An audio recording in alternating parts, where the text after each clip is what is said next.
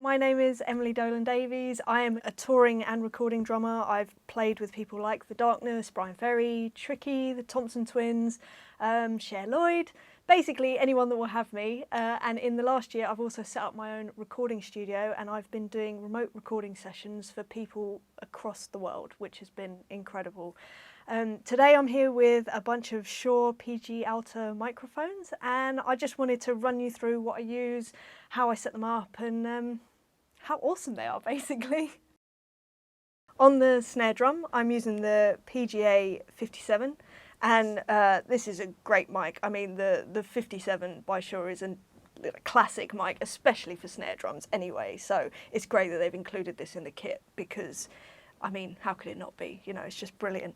For the placement on the snare drum, I generally go for it hitting the centre of the snare drum. Also on the snare drum, I have got one of these 98Ds, which are excellent for miking the bottom of the snare drum. Really easy to just clip on, and I've got it just slightly to the left of the snare bed, so you get a really nice crack, and the mixture between the top head and the bottom head is really, really great. Sometimes you have to flip the phase on the bottom, which is completely normal, but it just gives a really nice overall sound and mix.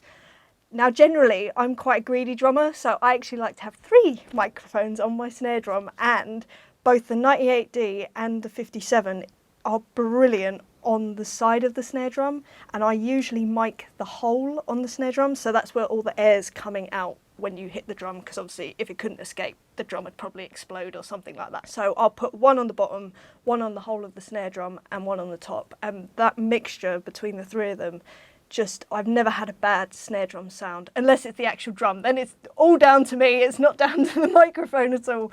But you know, I've always had a brilliant sound from those 3 mics mixing, and I'll send it off, and I've never had anyone complain ever about that. As for these, the 98Ds, which are also on the toms, they're brilliant. First of all, the most simple thing, a gooseneck on the actual microphone, which means that you're not restricted to being really, really close to the drum, which a lot of clip-on mics have that problem.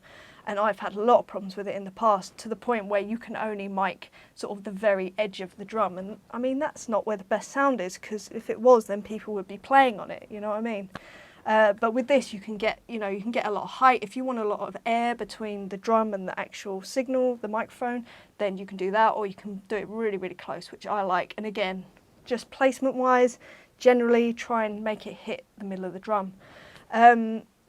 One thing that I love about these microphones as well, because I'm a drummer and I'm a bit slow, and I'm not saying it's because I'm a drummer, but I'm definitely a bit slow, is that they have an arrow on them which tells you which way to actually face a microphone. Because I find, for me personally, whenever I find microphones with grills on either side, I get completely confused as to which way should be facing the actual source of the sound. So for me, that's good, it's foolproof, and I'm a fool, so it's awesome.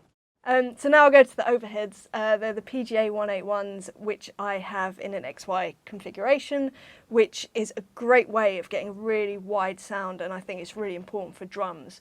And I just love it. The other reason I really like this configuration is that you don't get any phasing issues, which I have had in the past with different microphones, and you end up getting out with a tape measure and all sorts of malarkey, just trying to make sure that everything hits at the same time, and it's a headache. And I feel like, you know, it's music, it's not meant to be a big headache, and especially for what I'm doing, you know, people want drum tracks quickly. They don't want to have to wait because I'm sat there with a bit of string, you know, trying to work out if that microphone is 2 millimeters further away than that one, and, you know, trying to work out the angles. This is just a perfect way of doing it.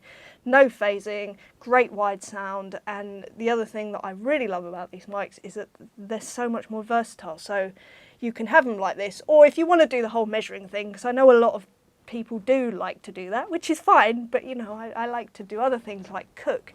So yeah, if you just put them, you can put them either straight down, or you can put them in a Glyn Johns kind of configuration, which I'll be doing later. They're really great as room mics, which is what I've been using them for recently as well. You can stick one in the corner of the room just to get an idea of the space of the room. Another thing that I know a lot of producers like to do is take one of those room mics and then just like put tons of compression or effects on it, and just sort of like to make the drums slightly more exciting or different. So they're perfect for that because they're very clean, they're great.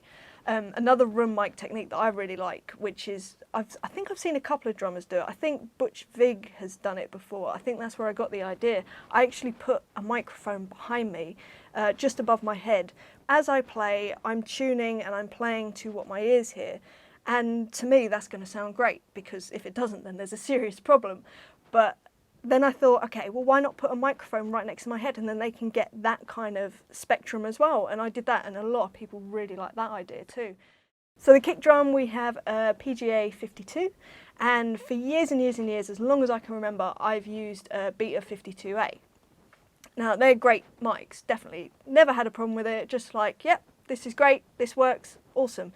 Then I tried this, and I was like, oh, that's what it's meant to sound like. Okay, so they're just brilliant. They're round, very warm. You get a nice amount of attack. It's a really great all-round mic. So if you're only able to use one microphone, that is the microphone to use. It's the best sounding kick drum mic, and you don't have to worry about having 3 mics, you know, to mix in together. You can do that still too, because that sounds great as well. But to know that you can have one kick drum mic and that it's going to sound brilliant is just, I mean, that's foolproof. It's perfect.